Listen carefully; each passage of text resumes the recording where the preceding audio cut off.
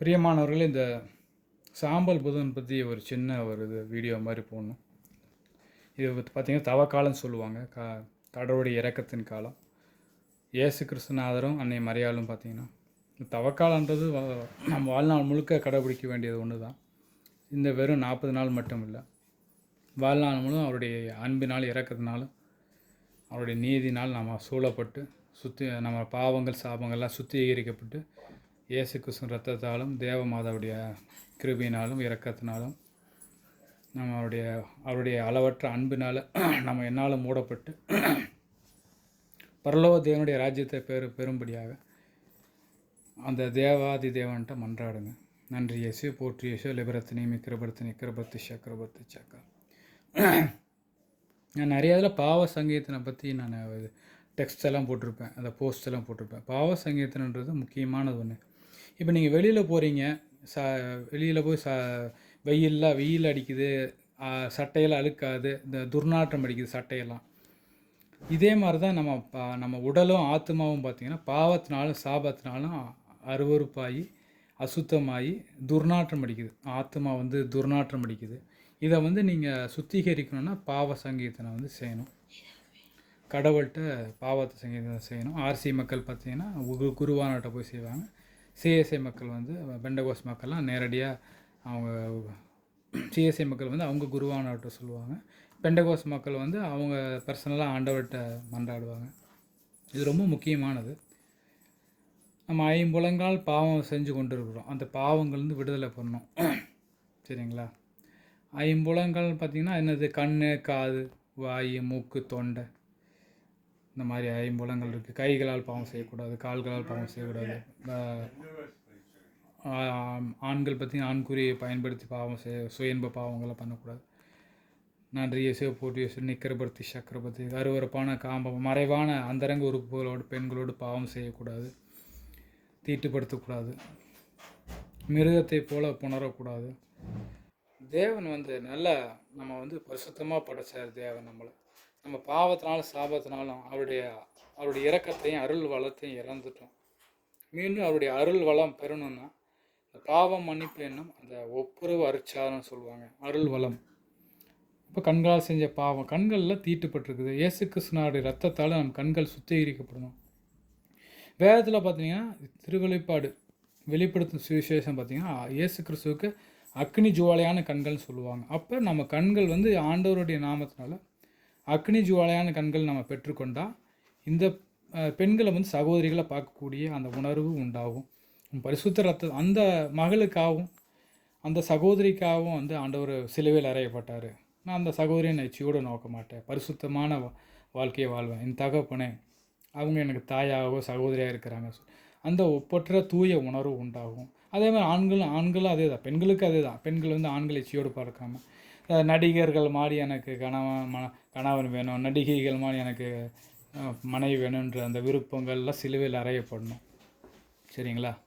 எந்த மக்களும் எந்த மனிதர்களும் பார்த்திங்கன்னா நம்ம பாவங்களுக்காக சாபங்களுக்காக சிலுவையில் அறையப்படலாம். சரிங்களா? யாருமே ரத்தம் சிந்தலை. அதனால் அவங்கள யாருமே நம்ம ஃபேனாக வச்சுக்கிறது தேவையில்லாத வேலை. சரிங்களா? நம்ம கடவுளுக்கு தான் ஃபேன், கடவுளுக்கு தான் நம்ம பிள்ளைகளாகவும் அடிமைகளாகவும் இருக்கணும்.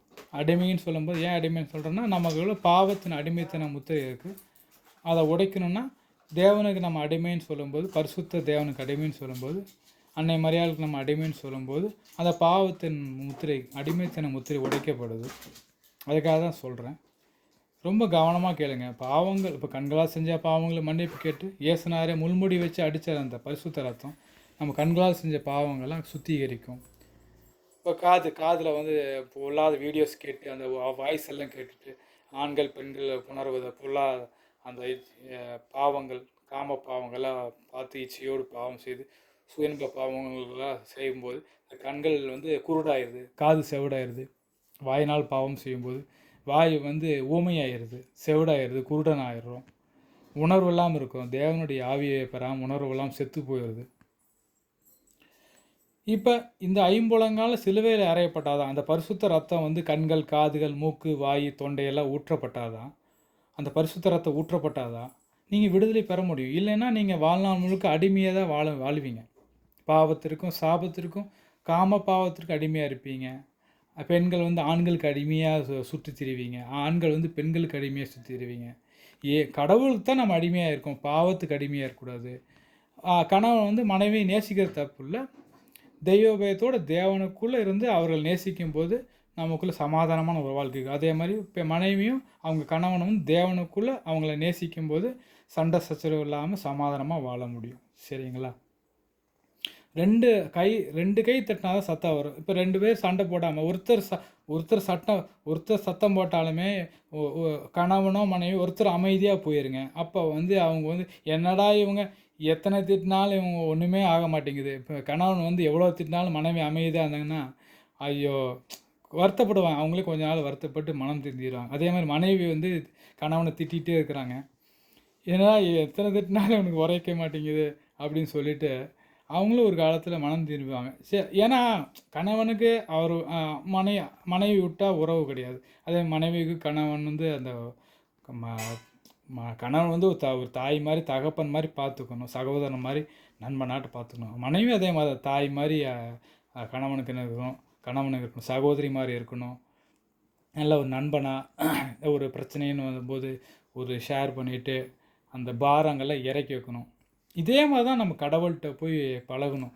ஒரு நண்பனா ஒரு நம்ம கடவுளுக்கே நம்ம மனைவி போல் அது எல்லாத்தையும் சமர்ப்பணம் பண்ணிவிட்டு அவர் ஞான மணவாளன்னு சொல்லுவாங்க.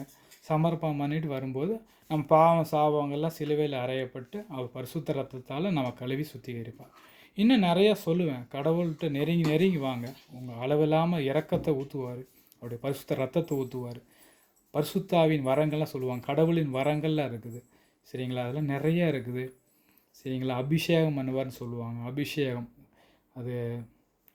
அது கொஞ்சம் கொஞ்சமாக நீங்கள் கற்றுக்கலாம். நீங்கள் என் வீடியோ சப்ஸ்கிரைப் பண்ணுங்கள். நிறைய பேர் பார்க்குறீங்க. ஆண்டவரோட அன்பை பற்றி தான் நான் சொல்லணும்னு பகிர்றேன். ஆனால் வந்து நீங்கள் அதை யாரும் உணர்றதில்லை. பணத்துக்காக இல்லை, எப்படியாவது கடவுளுடைய அன்பு ரீச் ஆகணும், எல்லாம் இந்த மீடியா வழியாகவும் இந்த யூடியூப் வழியாகவும் இந்த ஃபேஸ்புக் வழியாகவும் ரீச் ஆகணுன்ற ஒரு வாஞ்சை. அந்த காலத்துலாம் பார்த்தீங்கன்னா சீடர்கள், இயேசு கிறிஸ்துவ சீடர்கள் பார்த்தீங்கன்னா பல கிறிஸ்துவ நாடுகளை உண்டாக்கியிருக்கிறாங்க. அதுக்கு காரணம் தேவனுடைய அன்பு. இன்றைக்கி பார்த்தீங்கன்னா ஆர்சி மக்கள் வந்து இப்போ தான் ஆரம்பிச்சிருக்கிறாங்க. ஆர்சி மக்கள் பார்த்திங்கன்னா இப்போ தான் ஊழியங்கள்லாம் கொஞ்சம் கொஞ்சம் பண்ணுறாங்க. பெந்தகோஸ் மக்களும் ஊழியம் பண்ணுறாங்க, சிஎஸ்ஐ மக்களும் ஊழியம் பண்ணுறாங்க ஓரளவுக்கு. இந்து மக்களும் தேவனை ஏற்றுக்கொண்டு ஊழியம் பண்ணுறாங்க. இன்னும் நிறைவாக வாங்க, கடவுளுடைய இரக்கத்தை பெற்றுக்கொள்ளுங்கள். ஆண்டவர் கோடான கொண்டு நன்றி. இன்னும் அடுத்தடுத்த வீடியோவில் ஆண்டவருடைய இரக்கத்தை நான் உங்களுக்கு ஷேர் பண்ணி உங்களுக்கு போடுறேன். Thank you friends.